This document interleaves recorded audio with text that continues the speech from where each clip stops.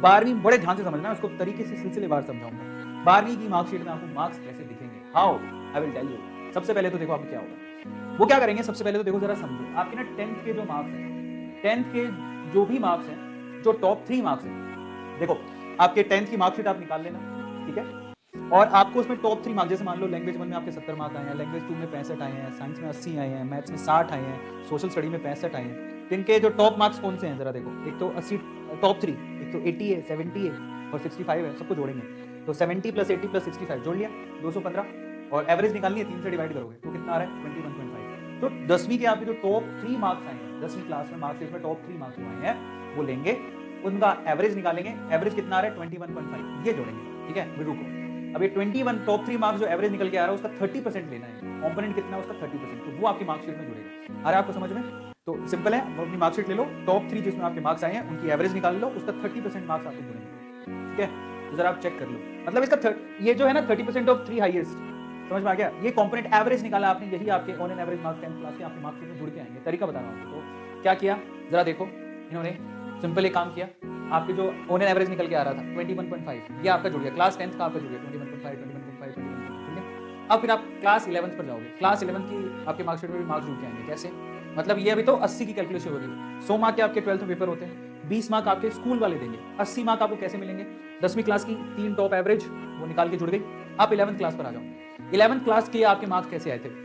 मान लो कि लैंग्वेज 1 में 50 आए, 2 में 75 आए, फिजिक्स में 55, केमिस्ट्री में 65, बायोलॉजी में 75, 11th पास करिए तो आपको मार्कशीट तो मिली होगी। इसका 30% कैलकुलेट करो आप डायरेक्टली, तो 50 का 30% कितना होता है, 75 का 30% कितना होता है, 55 का 30% कितना होता है, 65 का 30% कितना होता है, 75 का 30% कितना होता है, कर लिया कैलकुलेट। अब ऐसा क्यों किया गया? क्योंकि ये सेम ही सब्जेक्ट आपके 12th में भी होंगे, तो जो आपने 30% कैलकुलेट किया यही आपके एक कॉलम में जुड़ेंगे, बस इसी का 30% आपको कैलकुलेट करके कॉलम में जोड़ना था, जो आपने जोड़ लिया। देखो ये सारे 11th के हर सब्जेक्ट का 30% जो है यहाँ जोड़ दिया, तो 30% वेटेज इसका जुड़ गया, 30% वेटेज इसका जुड़ गया। अब 40% वेटेज आपका 12th क्लास का, अभी तक 12th आप 12th क्लास में बोर्ड मेन एग्जाम को छोड़ के आपके बाकी एग्जाम तो हुए हैं स्कूल में, समझ में आता है, उसका 40% लेना है। तो ऑन एन एवरेज निकालना है, जो आपके यूनिट टेस्ट हुए हैं, टर्म एग्जाम हुए हैं, प्री बोर्ड हुए हैं, ठीक है, उनका एवरेज निकालना है बेसिकली, तो उसका 40% आपका कॉम्पोनेंट ऐड होगा, ठीक है। ये आपका वो तरीका हो गया। तो जैसे मान लो आप 12th क्लास में आपके लैंग्वेज 1 में यूनिट सेल और सबके एवरेज निकाल के 55 मार्क्स बन रहे हैं, इसके अंदर 77 बन रहे हैं, फिजिक्स में 63 बन रहे हैं, केमिस्ट्री में 80 बन रहे हैं, बायोलॉजी में 76 बन रहे हैं।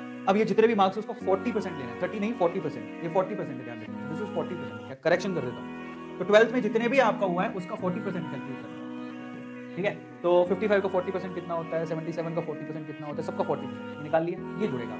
तो जुड़ गया, जरा देखो, तो आप जब मार्कशीट में देखोगे तो आपके ये 10th का 30% का वो जो 3 सब्जेक्ट का एवरेज था, 11th का 30% सारे सब्जेक्ट्स का, 12th के जितने भी अभी तक टेस्ट हैं उसका 30% हो गया।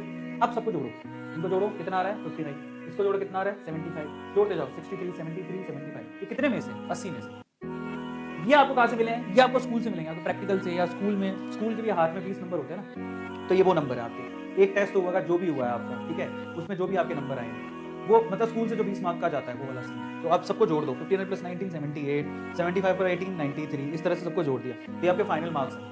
ये इस तरह से होगा, ये सारे फाइनल मार्क्स हैं, टोटल आया 430।